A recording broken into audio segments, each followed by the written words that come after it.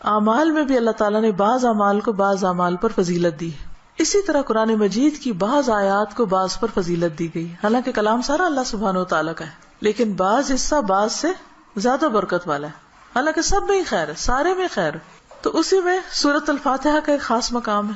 اور سورۃ الفاتحہ جو ہے اس کو سورۃ شفا بھی کہا گیا ہے، رقیہ بھی کہا گیا ہے. اس کو ہر نماز میں پڑھنے کو واجب قرار دیا گیا ہے. اور پھر اس کو پڑھ کر اگر دم وغیرہ کیا جائے تو وہ بھی فائدہ مند ہوتا ہے. اور تجربے سے یہ بات ثابت ہے. جب صحابہ کرام میں سے کسی ایک نے راستے میں کسی سفر کے دوران ایک قبیلے کے سردار کو جو بچھو کاٹ گیا تو اس پر دم کیا تو اس کو آرام آ گیا، جبکہ اس کو کسی اور چیز سے فائدہ نہیں ہو رہا تھا. تو اب یہ جو خصوصیت سورۃ الفاتحہ کے اندر ہے وہ کسی اور حصے میں اس طرح نہیں ہے. اسی طرح سورۃ البقرہ کی آخری 2 آیات بھی بہت اہمیت کی حامل ہیں. اور ان کی ایک فضیلت جو یہاں پتہ چلتی ہے کہ ان کو پڑھ کر اگر کوئی شخص دعا کرتا ہے تو وہ دعا قبول ہوتی ہے. ایک اور حدیث میں آتا ہے، عبداللہ بن مسعود سے روایت ہے کہ جب رسول اللہ صلی اللہ علیہ وسلم معراج پر تشریف لے گئے تو آپ سدرۃ المنتہا تک پہنچے.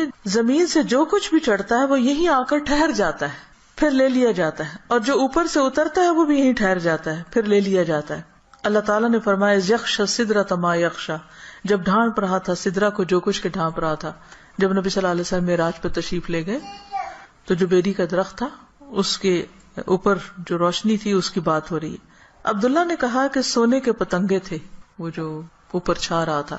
پھر رسول اللہ صلی اللہ علیہ وسلم کو وہاں 3 چیزیں دی گئی تھی. ایک تو 5 نمازیں، دوسری سورۃ البقرہ کی یہ آخری آیات، اور تیسری آپ کی امت میں سے اس شخص کے باقی تمام تباہ کرنے والے گناہوں کو اللہ نے بخش دیا جو اللہ کے ساتھ کسی کو شریک نہ ٹھہرائے، جو شرک نہ کرے. تو یہ 3 چیزیں ملی تھی جن میں نماز کا ذکر عام طور پر ملتا ہے کیونکہ اس کے بارے میں مزید وضاحت سے احادیث بھی ہیں. تو اس حدیث سے کیا پتہ چلتا ہے کہ سورۃ البقرہ کی آخری 2 آیات عرش کے نیچے سے ایک خاص خزانے سے نصیب ہوئی ہیں، اور یہ نبی صلی اللہ علیہ وسلم ہی کو ملی ہے، باقی انبیاء کو نہیں دی گئی. ایک اور روایت سے پتہ چلتا ہے، نعمان بن بشیر سے روایت ہے کہ نبی صلی اللہ علیہ وسلم نے فرمایا کہ اللہ تعالیٰ نے آسمان و زمین پیدا کرنے سے 2000 سال پہلے ایک کتاب لکھی. اس کتاب میں سے 2 آیات اتاری جن کے ساتھ سورۃ البقرہ کو ختم کیا. کب کی بات ہے یہ؟ زمین و آسمان کے پیدا کرنے سے 2000 سال پہلے کی بات. قلم کب پیدا ہوا تھا؟ 50,000 سال پہلے، باقی چیزوں کی تخلیق کے. جس گھر میں 3 رات یہ آیات پڑھی جائیں شیطان اس کے قریب نہیں آتا. رسول اللہ صلی اللہ علیہ وسلم نے فرمایا مجھے سورۃ البقرہ کی آخری آیات عرش کے نیچے ایک خزانے سے دی گئی. مجھ سے پہلے یہ آیات کسی نبی کو نہیں دی گئی، یعنی یہ آپ کی خاص خصوصیت ہے کہ آپ کو یہ نصیب ہوئی. اور پھر ایک اور جگہ یہ بات بھی پتہ چلتی ہے ان آیات کے بارے میں کہ جو شخص رات کے وقت ان آیات کو پڑھ لیتا ہے تو وہ اسے ہر چیز سے کافی ہو جاتی. تو آپ اس کو اپنی عادت بنا سکتے ہیں، رات کو سونے سے پہلے پڑھ لیں، یا کسی نماز میں پڑھ لیں، مغرب یا عشاء کی نماز میں پڑھ لیں، یا ویسے ہی بیٹھ کے پڑھ لیں، کیونکہ ان کی فضیلت بہت زیادہ ہے. تو ان آیات کا ترجمہ جو ہے وہ آپ دیکھ سکتے ہیں قرآن پاک ترجمے والے سے. لیکن یہ ہے کہ جو خاص بات ان آیات میں کی گئی ہے، پہلے تو اس میں ایمان پر بات ہے کہ رسول خود بھی ایمان لائے ہیں اور سارے مومن بھی. کن کن چیزوں پر؟ اللہ پر، ملائکہ پر، کتب پر، رسول پر. دوسری اہم بات لا نفرق بین احد من رسلہ، کہ ہم رسولوں کے درمیان فرق نہیں کرتے. فضیلت جو اللہ نے ان کو دی وہ اللہ ہی نے دی، لیکن ہمارا کیا فرض بنتا ہے کہ سب پر ایمان لائیں. اور پھر صحابہ کرام نے کیا کہا؟ وقالوا سمعنا واطعنا، کہ ہم نے سنا اور ہم نے اطاعت کی، ہم ایمان لے آئے اور جو کچھ ہمیں کہا جائے گا ہم اس کو مانتے ہیں. ہمیں اس کے بدلے کیا چاہیے؟ غفرانک، تیری بخشش چاہیے. یعنی بندہ اللہ کی بات مانتا ہے اور اللہ تعالیٰ اس کے ساتھ بخشش کا وعدہ کرتا ہے. ربنا وإلیک المصیر. اور یہ بخشش کیوں ضروری ہے کہ اللہ تعالیٰ ہم کو معاف کر دے؟ کیونکہ ہم نے اللہ کی طرف پلٹنا ہے، لوٹنا اسی کی طرف، رجوع اسی کی طرف. پھر فرمایا کہ لا یکلف اللہ نفسا الا وسعها، ہر بندے سے حساب اتنا ہی ہے جتنی وہ استطاعت رکھتا ہے، اسی کا مکلف ہے، اس سے زیادہ اس سے نہیں پوچھا جائے گا. چاہے جسمانی صحت ہو، چاہے مال ہو، چاہے اولاد یا عقل یا کچھ بھی، تو ہر شخص کا حساب اتنا ہی ہے. لہا ما کسبت وعلیہا ما اکتسبت، اسی کو ملے گا جو اس نے نیکیاں کی اور اسی کے ذمہ ہے وبال جو اس نے غلط کام کیے. فائدہ بھی اسی کا اچھے کام کرنے کا، نقصان بھی اسی کا غلط کام کرنے کا. تو پھر ہم دعا کیا کرتے ہیں؟ ربنا لا تؤاخذنا ان نسینا او اخطانا، اللہ اگر ہم بھول جائیں یا ہم سے خطا ہو جائے تو تو ہمیں پکڑنا نہیں، مؤاخذہ نہیں کرنا. ربنا ولا تحمل علینا اصرا کما حملته علی الذین من قبلنا، اللہ ہم پر وہ بوجھ نہ ڈالنا جو ہم سے پہلے لوگوں پہ ڈالا، یعنی ان کی شریعتیں جو تھی وہ مشکل تھی، ہماری شریعت بہت آسان ہے. مثلا نبی صلی اللہ علیہ وسلم جب حج پہ تشریف لے گئے تو آپ نے کچھ ریچولز کی ایک ترتیب بتائی، لیکن چونکہ کراؤڈ بڑا تھا تو اس ترتیب میں کچھ لوگوں نے فرق کر دیا. کیا تھا کہ جیسے آپ پہلے رمی جمار کریں، پھر اس کے بعد سر مڈائیں، پھر اس کے بعد احرام کھول دیں، لیکن کچھ لوگوں نے اس ترتیب کو آگے پیچھے کر دیا. تو اس پر آپ نے فرمایا لا حرج، لا حرج، کوئی حرج نہیں، کوئی نقصان نہیں. تو یہ ہمارے دین کی ایک سہولت ہے، آسانی ہے. تو یہاں دعا یہ مانگی جا رہی ہے کہ اللہ جس طرح پچھلے لوگوں کے اوپر پابندیاں لگ گئی تھی یا ان کو کچھ مشکلات ہوئی تھی تو ہمیں اس سے محفوظ رکھنا. ربنا ولا تحملنا ما لا طاقت لنا بہ، اللہ ہمارے اوپر ایسا بوجھ نہ ڈالنا جس کی ہمیں طاقت نہیں.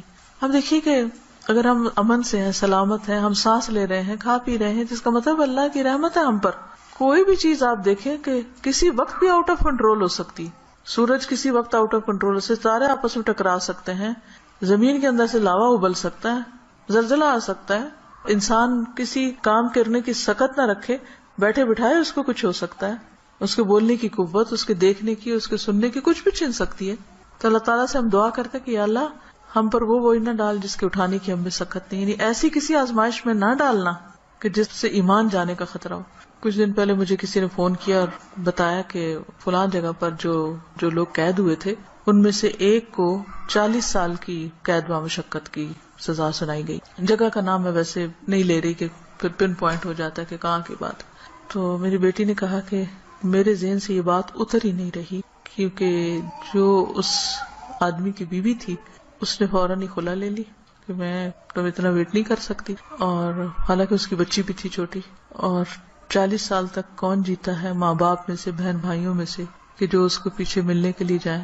اور سزا بھی کوٹڑی کی سزا ہے، کیونکہ تکلیف دہ قسم کی سزا ہے.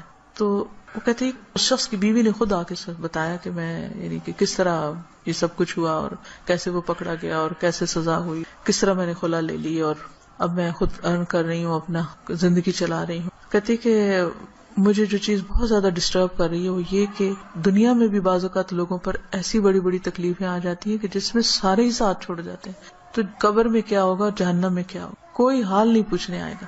اس لیے بہت ضروری ہے کہ ہم ایک تو دنیا میں بھی ایسی آزمائشوں سے پناہ مانگیں، کیونکہ آپ دیکھیں کہ آپ کو 40 سال ایک کمرے کے اندر رہنا پڑے یا ایک 4 دیواری کے اندر رہنا پڑے تو انسان کی حالت کیا ہو جائے. ہم اچھے بھلے کھاتے پیتے چلتے پھرتے، ہم کہتے ہیں جی اب ہمارے فزیکل چینجز آ رہے ہیں، اب ہم جوان ہو رہے ہیں، اب ہم بوڑھے ہو رہے ہیں، اب ایسا ہو رہا ہے، ابھی ویسا ہو رہا ہے. تو ایک شخص جس کی جوانی بڑھاپا سب کچھ ایک جیل کے اندر گزرے، اس کی کیفیت کیا ہو سکتی ہے جس کی کہ مجھے 40 سال یہاں رہنا ہے، 40 سال یہاں. اس کے لیے تو زندگی ایک طرح سے ختم ہے. تو میں نے اس کو سمجھایا کہ دیکھو 40 کے بعد نکلے گا تو صحیح نا، اگر زندہ رہا. اول تو پتہ نہیں کب تک زندہ. سوچو ان لوگوں کے بارے میں، تم اس سے زیادہ ڈسٹرب ہو تم ان کے بارے میں کہ جو قبر میں اس سے بڑی جیل میں، اور جو آخرت میں پکڑے جانے والے ہیں. ان کا کیوں نہیں تم سوچ رہی؟ ان کے لیے کچھ کرو. ہم سب کا فرض بنتا ہے کہ کوئی اچھی بات ہمیں پتا ہے تو ہم دوسروں کے ساتھ شیئر کرتے رہیں تاکہ وہ بھی گناہوں سے بچیں. اسی سے آپ سوچیں کہ دنیا میں 40 سال ایک جیل میں گزارنا ایک وحشت ناک تصور لگتا ہے، کیونکہ ہم ریلیٹ کر سکتے ہیں نا اس کو. لیکن قبر میں کوئی چلا جاتا مٹی کے نیچے، بھول گئے سب کون گیا کیا ہوا. وہاں تو کسی کی چیخ بھی باہر نہیں سنائی دینی، اور لوگ کیسے کیسے غلط کام کر رہے ہیں، خود ہم پتہ نہیں کہاں کہاں غلطیاں کر رہے ہیں. اللہ تعالیٰ ہم سب کو معاف کر دے. تو بات یہ ہے کہ اللہ سے یہ دعا مانگتے رہنا چاہیے کہ یا اللہ ایسی ہمارے اوپر آزمائش نہ لانا، ایسی مشقت نہ آئے کہ جس کو ہم اٹھا نہ سکے، چاہے وہ کوئی بیماری ہو، کوئی مرض ایسا ہو. آپ دیکھیں کہ بعض بیماریوں میں پین ہوتی ہے، بعض میں تکلیف ہوتی ہے، ناقابل برداشت حد تک تکلیف ہوتی. اس وقت انسان کے لیے صبر کرنا اور اپنے آپ کو کنٹرول میں رکھنا کہ منہ سے کوئی غلط بات نہ نکلے، اور اگر منہ سے تو چھوڑے دماغ میں بھی برا خیال نہ، کیونکہ حدیث میں آتا نا کہ تم اس وقت تک نہ مرو جب تک تمہارا حسن ظن اللہ کے بارے میں نہ ہو. اس کا مطلب نہیں کہ موت اپنے ہاتھ میں لے لو، اس کا مطلب یہ ہے کہ مرتے وقت تم اللہ سے اچھا ہی گمان رکھو تو تمہیں موت آئے. لیکن آپ کو پتہ ہے جب تکلیف کی شدت ہوتی ہے نا تو گمان اچھا رکھنا سب سے مشکل کام ہے، بہت مشکل. اس وقت مایوسی کی طرف سوچ ہو جاتی ہے فوراً. تو ربنا ولا تحملنا ما لا طاقت لنا بہ، اللہ ہم پہ وہ بوجھ نہ ڈال جس کے اٹھانے کی ہمیں طاقت ہی نہیں. ہم بہت کمزور انسان ہیں، ربنا ولا تحملنا ما لا طاقت لنا به واعف عنا واغفر لنا وارحمنا. یہ جو 3 لفظ ہیں جب انسان پڑھتا ہے تو سوچتا ہے یہ ایسا کیوں ہے، معاف کر دے، بخش دے، رحم کر، کیونکہ یہ بہت شدید ضرورت ہے ہماری کہ اللہ ہم کو معاف کر دے. ہم بہت غلطیاں کرتے ہیں، یعنی اس میں تاکید اور تکرار ہے. واعف عنا واغفر لنا وارحمنا. اگر شعوری طور پہ ہم ہر روز پڑھیں کم از کم ایک دفعہ تو کتنا فائدہ ہو سکتا ہے. انت مولانا فانصرنا علی القوم الکافرین. تو ہمارا مولا ہے تو دنیا میں بھی تو ہمیں کافر لوگوں پر مدد دے.